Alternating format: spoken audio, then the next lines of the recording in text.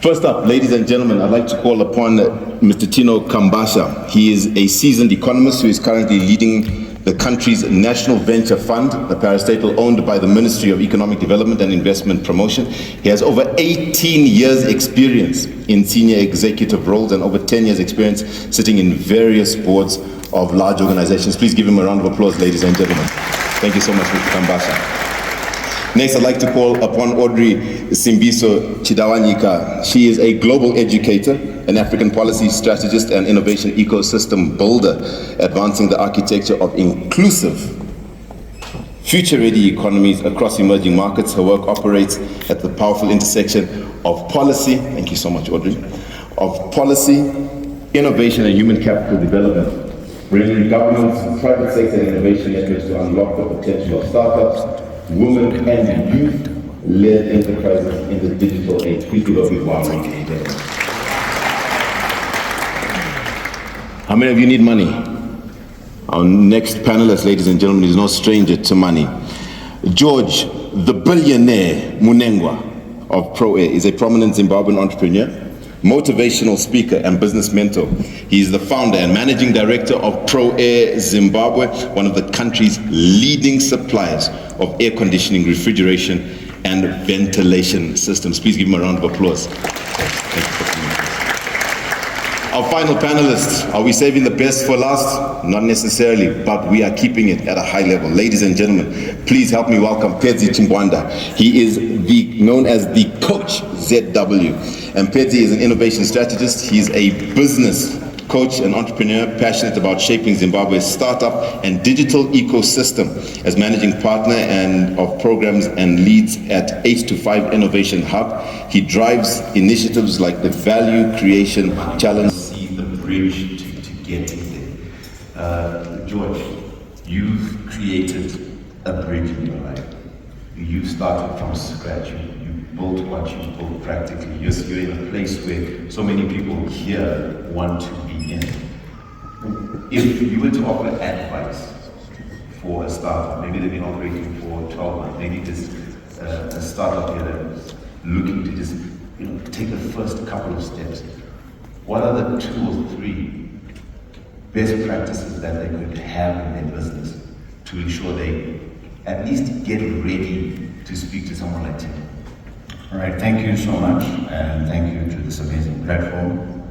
One thing that I can definitely say is that today was offered totally free, and we can see the outcome. People who came here, people who are serious. And one thing that I personally inspired me at a young age to become the person I am was to hear the stories of other greats here in the country of Zimbabwe, like our very own Dr. Strive Masiona, who started an amazing enterprise, who today is now facilitating so much for so many people around the world. Now, one thing I've understood is that success leaves clues. If you want to become successful, you need to come to platforms like this and listen to other people who've made it and understand and put into practice what they also did for them to be where they are. Now, I'll talk about Dr. Strive. We all know the story. He had to sell his house. There's a lot of sacrifice that he had to do in terms of fighting to get the license for this amazing institution that he has. My question to you is, will you be able to sacrifice your vehicle, some of the things that you keep complaining you don't have capital, but you've got a nice phone, you've got all this. Are you willing to sacrifice the immediate to in 10, 20 years time have an institution like what we are all seeing today? Are you going to be disciplined to actually get funding from investors and do not go and blow that money, and be disciplined to think long term?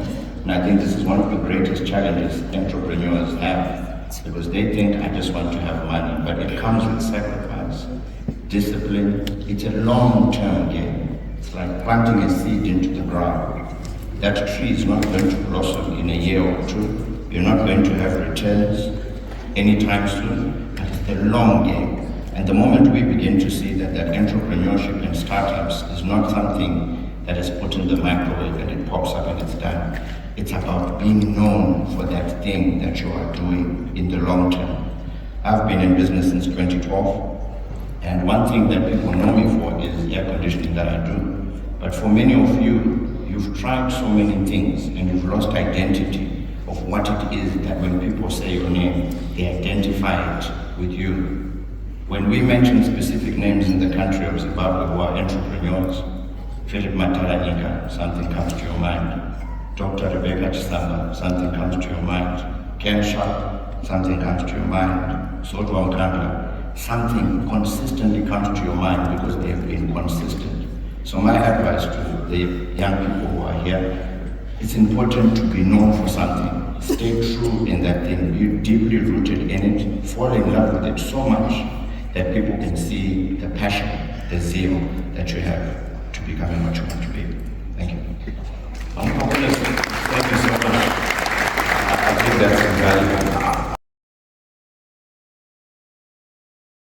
So I think the issue with startups that has hindered many of us, that my brother Tino highlighted, we've got this sense of we need to be funded, we need to get the loan, we need to get money from somewhere. And this is why my major inspiration here in the country, Dr. Strive, started by selling his own house. Now, if you find out banks here locally in the country, if they give youths money, and I think all of us know this, money amplifies character. And most of these startups don't have a good character, because if you get 100,000, immediately we are going to go and buy that car. At the nightclubs, you're going to, the inner you is going to manifest because money has arrived. And unfortunately, that's the challenge, because we're not fundable already, because with the little that we have, which is what Pedzi always emphasizes in his mentorship programs, and all of us here, you have people who want, I need funding to start this business, but what have you done with the little that you have in order for us to help you scale up? So a startup is not somebody who gets money from any institution to run your business. No. People come and help to amplify what you have already started. That's what the purpose of all of us here are trying to help you. But if you think, no, I must get money for me to start, it's going to take you many years of sitting and coming to these things, and you expect somebody to plant that seed that you're holding in your hand. You must first plant it in the ground, water it with the little water you have. Once it grows, people see the potential, then they also come and give you some fertilizer on your already existing business. So we must get away from, I need funding, because you don't need funding. You need to use what you have, the little that you have. A little on a little soon becomes something. And once it's scalable enough, you approach people who can assist you. And I think there's a program that's there online, and I urge all of you. You know, the word of God says, my people perish because of lack of knowledge. And when you go to, you look for the Zimtrade Econet, I'm a judge on that platform, look at how others pitched their businesses. They were marked, they were told what was right and what's wrong. You also need to begin to learn from such institutions and actually become knowledgeable enough to know that, oh, okay, these people did this and they succeeded, these did this and they didn't. So it's important that let's not blame the country, let's not blame lack of money, but blame yourself for not actually starting, because there's nobody, and I repeat, there's nobody who's going to come and plant that seed except yourself. That is so powerful. Character is so important, George, because you work with a lot of characters, and they say your attitude, practical approach.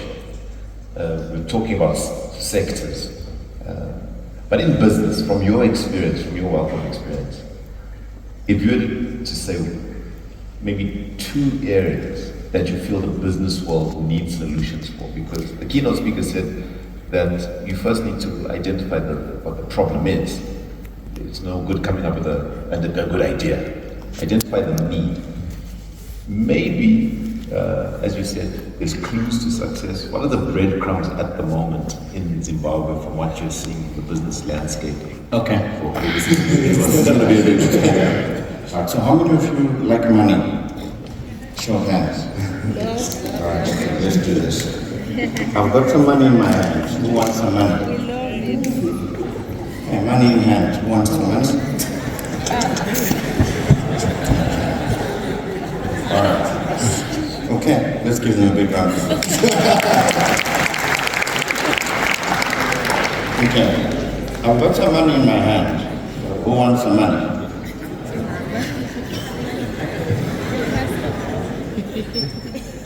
Okay. All right. I've got some money in my hand. Who wants some money?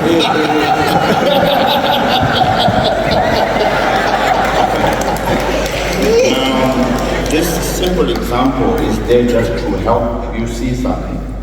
Business is about somebody who sees opportunities and is willing to actually get up and run and go and grab it. Now this opportunity was open for everybody in here.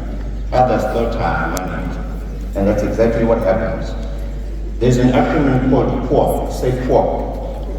POR stands for Passing of Opportunities Regularly. And most of you just passed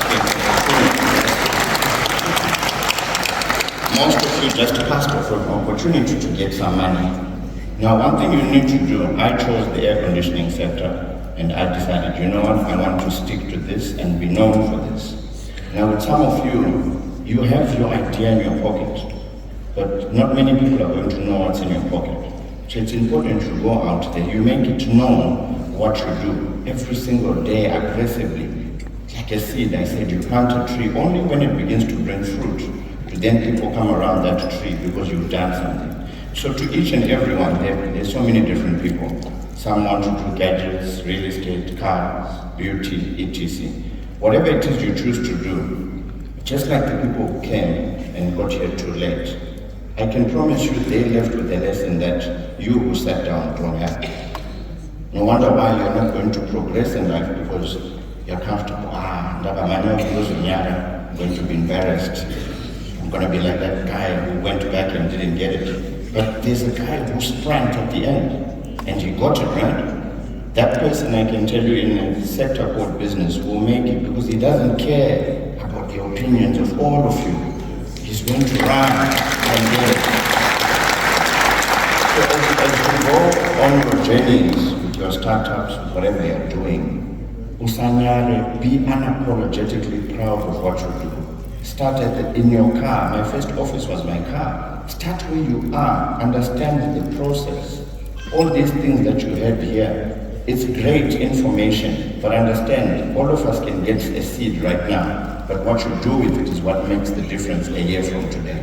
So with all this information you're getting, let's be practical. It's good to hear all these knowledgeable things. Zimbabwe's got a very high literacy rate. I know we all like to write notes, but you know the 48-hour rule says that whatever you don't apply in 48 hours, your mind goes back to factory settings. And this would have just been another exhibition where we came to learn. But for all startups, let's be practical. Let's do something that we love. Let's be known. Like I said, the names earlier on, when people mention your name, they should mention what you do. And that's the thing that you should take home today. Thank you. Just to let you know, we did not speak about action, so I'll be making people move seats and talking about that inability to shift some spaces there. We did not speak about that. I'm asking you for your last advice. I'm going to put you under pressure. If you can condense it into a power-packed 60-second note of advice. Peter, you came on last. I'll start with you. I wasn't ready for my 60 seconds. Okay, but I think what I can say is that example that George showed us is true for life. Never be ashamed to do the dirty work, because we usually where the dirty work is, that's where the money is. I'll give you, I like this scenario that during George's exercise, the lady who picked the money, she ran, she took the money, right? And then she went back. And then when you pulled her on the note, she was standing and she's like, I know she wanted the money again. Why didn't she do it? So my message is now to the young ladies. Ladies, they say it's a man's world, but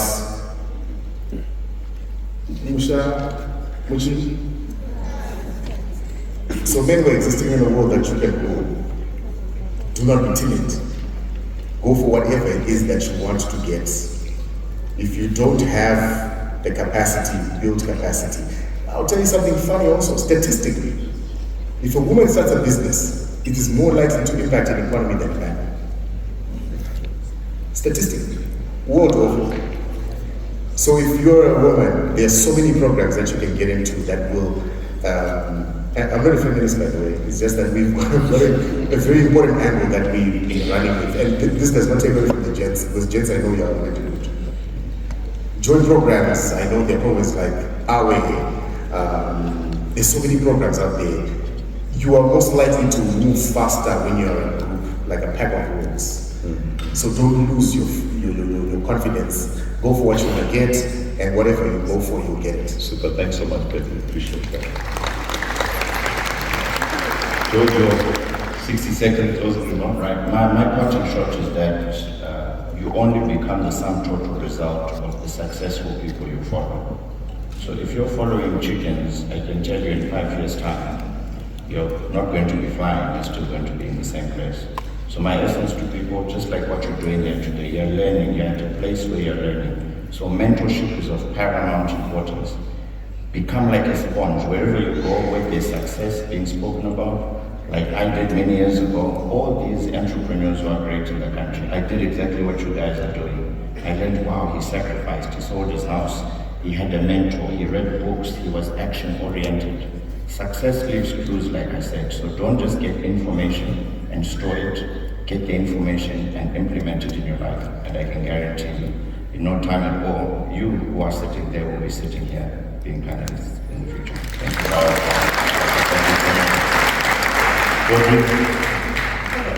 So I'll tell you one fun fact, an interesting fact about me. At 21, I became one of the youngest managing directors to one of the fastest growing startups in Zimbabwe at that time. Story for another day, and if you follow me, you will probably get to find out about it. So I asked my CEO at that time, why did you choose me? I was just a second-year university student at the University of Zimbabwe, and I was doing a bachelor's in tourism and hospitality management. So I asked him, why me? Then he said, I chose you because you go for what you want, with the heart of a lion and the eye of an assassin.